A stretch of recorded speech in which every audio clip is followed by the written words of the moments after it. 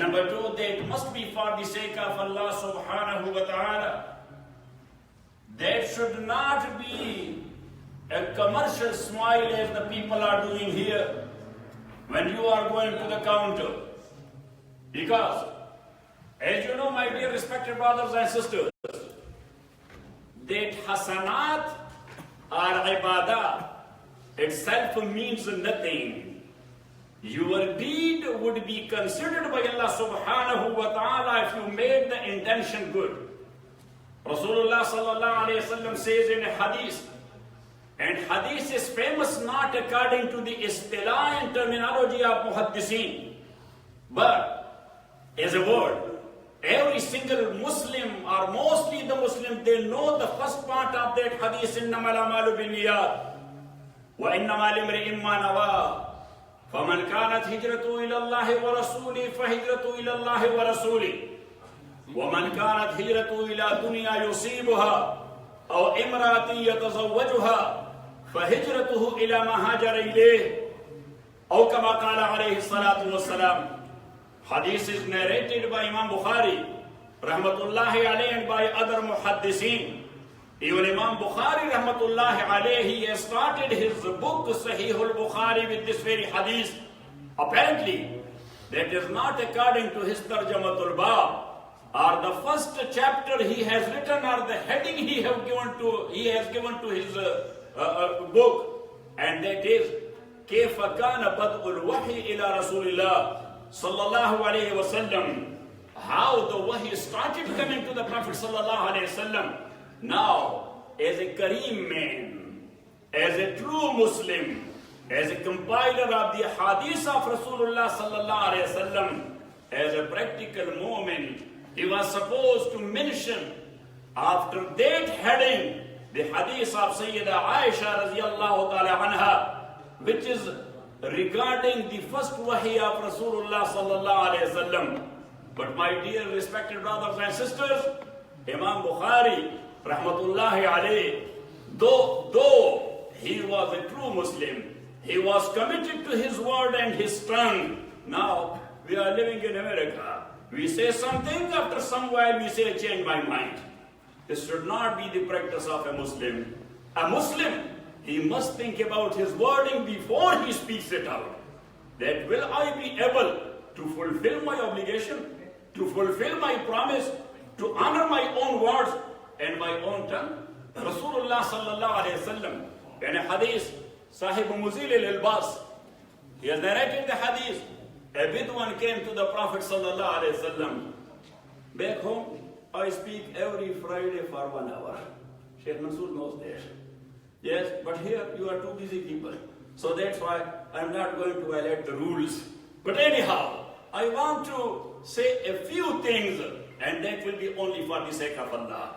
And you will be listening to me for the sake of Allah subhanahu wa ta'ala, because if the good pleasure of Allah subhanahu wa ta'ala is not meant, so whatever I am saying and whatever you are listening to, that will be upon us, not for us.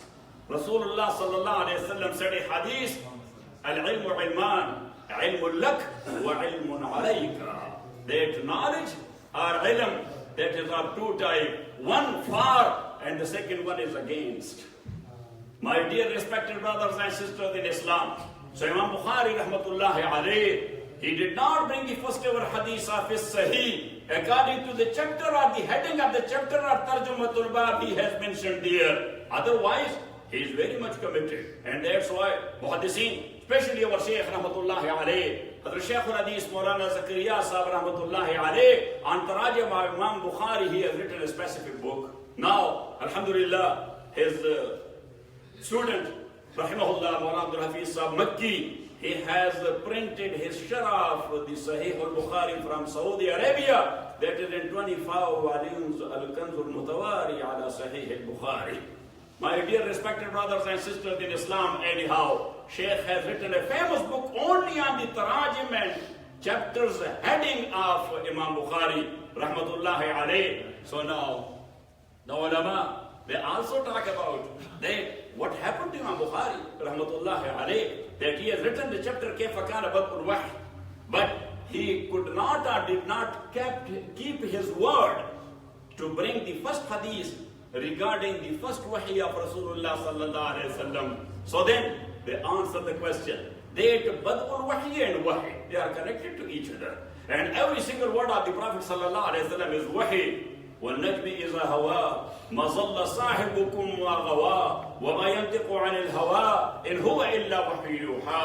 Allah subhanahu wa ta'ala says that I swear by the Sirius. S-I-R-I-U-S. How do you pronounce it? Say, the Sirius. Yes, they call it Suraya.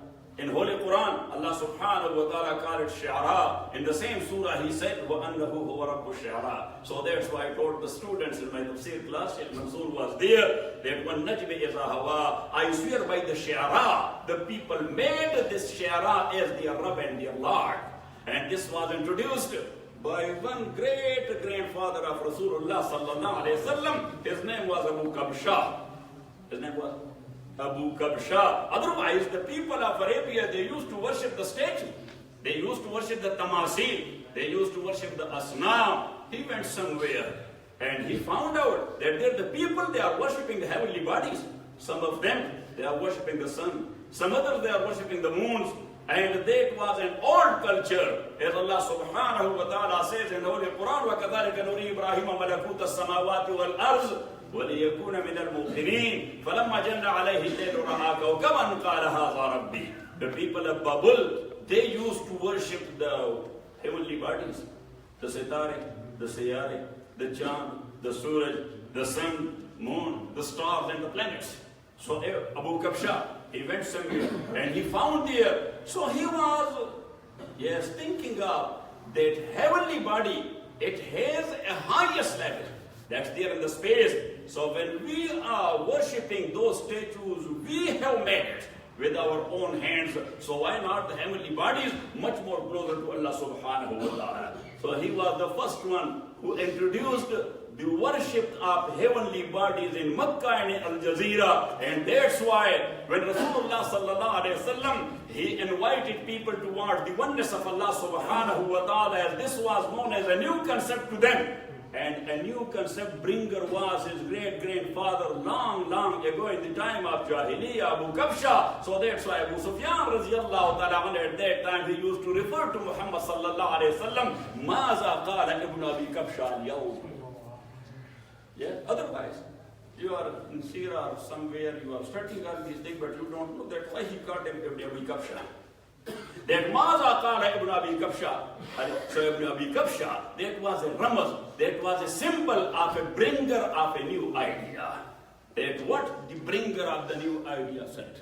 My dear respected brothers and sisters in Islam, anyhow, the Muhaddiseen rahimahumullah, they have answered that I should not say objection. No, that was a question answer. There is a difference between questioning and questioning. Yes, somebody is questioning to understand. Another one, he is questioning to challenge. Yes, and the person who is speaking, he has to find out that which one is to be answered and which one should not be. Yes, if somebody asks me a question, I find out at the moment, yes, that he is trying to understand or he is challenging me. Yes, so when I found out that he is challenging me, I said, I don't know. Just go somewhere to a great sheikh. I'm not a great, I'm a small student. You know what I'm saying? So anyhow, now that is a question to understand why Imam Bukhari did it. Because our Shaykh, Rahimahullah Muhaddis Kabir, Hazrat Shaykh al-Hadith Maulana Abdul Haq Sahib Rahmatullahi alayhi, who was known by the title of Shaykh al-Hadith in the whole Pakistan and India, like Hazrat Shaykh al-Hadith Maulana Zakaria Sahib Rahmatullahi alayhi. When somebody is known by the name of a Mufti, it means that he's an authentic one. That's why people is calling him a Mufti. Yeah, when somebody is known by the name or title of Shaykh al-Hadith, so it means he's an authentic authority in the field of science concerned. My dear respected brothers and sisters in Islam, so then Shaykh al-Hadith Sahib Rahmatullahi alayhi, he has mentioned that why? Because number one, Wahi is Wahi. Whether that is the start of, that is the middle one, or that is the last and the ending one. So that's Wahi. That is one munasabah, or relation of the Hadith with the heading of the chapter. كيف كان بدء الوحي إلى رسول الله صلى الله عليه وسلم. And number two, as I mentioned, Allah subhanahu wa ta'ala says, وَالنَّجْمِ إِذَا هَوَىٰ, I swear by the Sirius when it comes down or sets down. مَا ظَلَّ صَاحِبُكُمْ وَمَا غَوَىٰ وَمَا يَنْطِقُ عَنِ الْهَوَىٰ. If you will go to a translations, because we are trying to become alim by reading translations. إِنَّا لِلَّهِ وَإِنَّا إِلَيْهِ رَاجِعُونَ. If someone will try to become a doctor by reading all the medical books, but even to memorize it, will you believe in him that he is a doctor? Say, I think something wrong is going on. Because your answer is not that a brave answer. Yes, if you are confused, tell me. I will try to address the issue. Yes, so respected brothers and sisters in Islam, don't play games with the deen of Allah. Subhanahu wa ta'ala. Sayyidina Abdul Rahman ibn Auf radiyallahu ta'ala anhu says, يُوخَذُ هَذَا الدِّينَ عَمَّنْ عُرِفَ بِالطَّلَبِ. You have to understand this deen from someone who is known for his talab, that he studied here, there, with these mashayikh. And he studied it properly. Otherwise, فَضَلُّوا اتَّخَذَ النَّاسُ رُؤُوسًا جُهَّالًا فَسُهِلُوا وَأَفْضَوْا فَضَلُّوا وَأَضَلُّوا كَمَا قَالَ عَلَيْهِ الصَّلَاةُ وَالسَّلَامُ. People are looking for someone to guide them. If they do not have a proper alim, so they will be asking someone who claims to be a alim. And anybody who claims to be a alim, he is not a alim, he is a jahil. This is the proper concept of deen, that if somebody will claim that he is a alim, he is not a alim. Because the only alim is Allah subhanahu wa ta'ala. After him, the Prophet sallallahu alayhi wa sallam. Yes, this deen is coming here from. We are taking it here from. Because we are in a time evolution. Yes. We are in evolution, we are going up. My dear respected brothers and sisters in Islam. So anyhow, the point was that the muhaddiseen have answered that وَالنَّجْمِ إِذَا هَوَىٰ مَا ظَلَّ صَاحِبُكُمْ وَمَا غَوَىٰ وَمَا يَنْطِقُ عَنِ الْهَوَىٰ إِنْ هُوَ إِلَّا وَحْيٌ يُوحَىٰ. Here Allah subhanahu wa ta'ala has mentioned two words. One is called zalala, ma zalla, and the second one is called ghawaya. Zalalat is ignorance and ghawayat is arrogance. So Allah subhanahu wa ta'ala said, Muhammad is not speaking of arrogance nor of ignorance. Whatever he is speaking, وَمَا يَنْطِقُ عَنِ الْهَوَىٰ إِنْ هُوَ إِلَّا وَحْيٌ يُوحَىٰ. There's the riwayat. And you know, I dear respected brothers and sisters in Islam, I've written a book on the authenticity of hadith. Sheikh Mansoor has it. Yes, because he was studying the hadith as well. So anyhow, the authenticity of hadith, people to make an objection to, they compiled or compilation of a hadith took place 100 years after Rasulullah sallallahu alaihi wasallam. How we will come to know the authenticity of a hadith? Yes, and actually they are working on a different agenda to get rid of the hadith of Rasulullah sallallahu alaihi wasallam. But then you have to minus at least 80% of the Quran of Allah subhanahu wa ta'ala. To say a little bit further, you have to minus and negate the Quran of Allah subhanahu wa ta'ala. Because if the tongue of Rasulullah sallallahu alaihi wasallam is not authentic, how can you believe that whatever he was telling us that this is Quran, how you can believe it? My dear respected brothers and sisters in Islam, now the point is that one is compilation of hadith, the second one is inscribing of hadith. And I gave that book to Sheikh Mansoor. At that time he was studying there, so I gave those papers to Sheikh Mansoor and he composed it, and now that is printed to remember. Yeah. So my dear respect, because my work is totally different regarding I don't call them students, regarding my friends, because still I am student and I want to be a student until my last moment. May Allah subhanahu wa ta'ala keep me as a talib. May Allah subhanahu wa ta'ala keep me as a talib ilm. May Allah subhanahu wa ta'ala keep me as a student. Yes, in our area there is a very big wali passed away a few hundred years ago. We call him Pir Baba Rahmatullahi Alayhi. Hazrat Sayyid Ali Tirmizi Rahmatullahi Alayhi got graduated 6 times. And for the 7th time, once again, he started from the very beginning. So somebody asked him that, Sheikh, you have become Sheikh so many times. Why you are not starting your own teaching yet? Once again, you are going as a student to your mashayikh. He said, because I read a hadith. Prophet sallallahu alayhi wa sallam said in a hadith, Man salaka tariqan yaltamisu fihi ilman, sahalallahu lahu bihi tariqan ila al-jannah. A student, if he dies as a student of Quran and Sunnah, for sure he will go to Jannah. Someone who got graduated and became a alim, nobody knows where he will go. Allah subhanahu wa ta'ala take all of us to Jannah. Say Ameen. So try to call yourself a student. Because you know in your speciality only a little bit. وَمَا أُوتِيتُم مِّنَ الْغَيْبِ إِلَّا قَلِيلًا. Allah subhanahu wa ta'ala says whatever your speciality is, maybe you have done on one specific issue 10 times PhD, still you know only a little bit. وَفَوْقَ كُلِّ ذِي عِلْمٍ عَلِيمٍ. Allah subhanahu wa ta'ala, He is the only alim. So my dear respected brothers and sisters in Islam, مَا ضَلَّ صَاحِبُكُمْ وَمَا غَوَىٰ وَمَا يَنْطِقُ عَنِ الْهَوَىٰ إِنْ هُوَ إِلَّا. So one is to write down, to put on record, to inscribe the hadith. The second one is compilation. Compilation and writing, these are two different things. As far as the writing is concerned, Sahaba themselves, they used to write. Even the Prophet ﷺ used to order them to write this and this and this and this. So whatever he was saying, that was hadith. And he was ordering them to write it down. I have given a specific chapter, Shaykh Mansoor still, that is in his memory, that I have written a specific chapter that how many Sahaba Ridwanullahi alayhim ajma'in, they were appointed by Rasulullah sallallahu alaihi wasallam to write down the hadith. But there is one young Sahabi. His father is very famous. He was called as Dahiyatul Arab. Any Arab brother who knows that title and for who?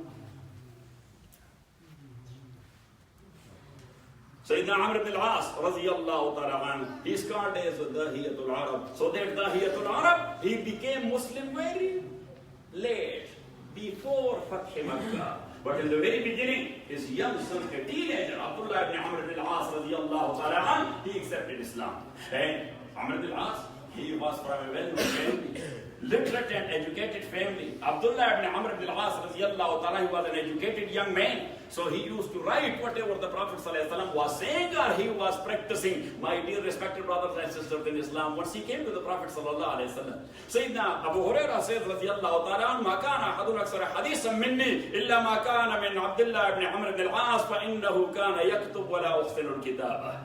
Abu Hurairah says, nobody had as many hadiths as I had. Later on, Abu Hurairah also, yes, he learned how to write, and then he made his own books of hadith. There is one famous book of, and that is still available. May Allah subhanahu wa ta'ala bring peace to the whole world, say Ameen. Especially to the Muslim world, say Ameen. And especially to the Middle East, say Ameen. Yes, so in Middle East there is one country which is called Syria or Sham.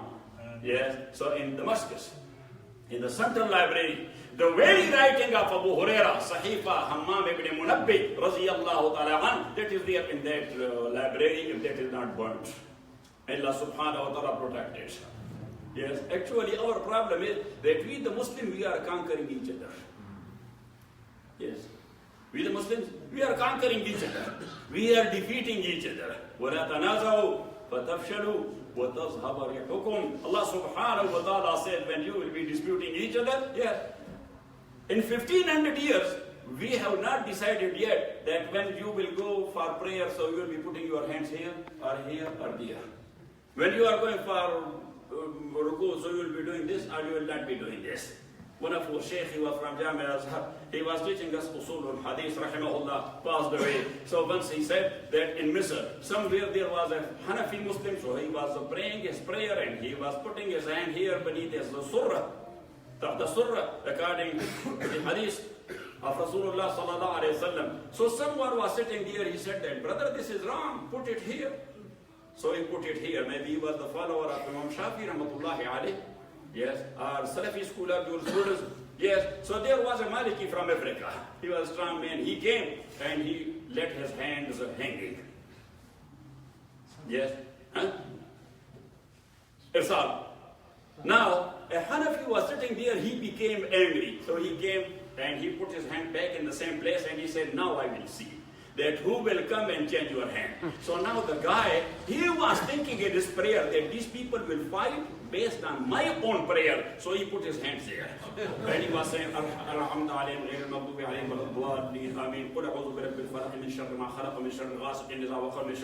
in the same way he completed his prayer. Then he came to the guys and he said that, oh, now I came to know that you were against the practices of the Prophet sallallahu alaihi wasallam. The moment I started my own, nobody touched me. That's how we are conquering each other. Look at me. In my own masjid, when people say Ameen, yes, Shaykh Mansoor knows. When people say Ameen with louder voice, but they say like this, Ameen. So then after prayer, right at the moment, I tell them, if that is the mazhab of your imam, you must be very brave and practice it the way your imam said it. I say, why you are putting me in dispute to Imam Shafi and Ahmad bin Hanbal rahmatullah alayhi on the day of judgment? They say, Shaykh, because of your ihtiram. I said, this is not my ihtiram. I am not that much muhtaram as Imam Shafi was. I am not that much muhtaram as Imam Ahmad ibn Hanbal and Imam Malik or Imam Abu Hanifa. So please know the respects of the elders. Please know the respect. Sayyidina Abdullah ibn Mas'ud radiyallahu ta'ala anhu said regarding Sahaba ridwanullahi alayhim ajma'in, ulaika alladhina ikhtarahum Allah li suhbati nabiyyihi faqtadu biman matu fa innal ahya'a la yu'manu alayhim. A living person who is still, he is alive. You cannot put your trust in, maybe tomorrow he will change. So that's why Ibn Mas'ud said that look at the Sahaba of the Prophet sallallahu alaihi wasallam, what they were doing, and in the end, I will tell you only one thing, you are my brothers and my sisters. I am one of you. Yes. You have not cancelled my citizenship for Al-Rodai yet. Have you? What does it? You have cancelled my citizenship for Al-Rodai?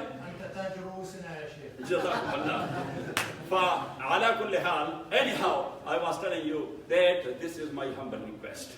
Number one, give due respect, because respecting deen, man hurima al-adab faqad hurima al-khayr kulluh.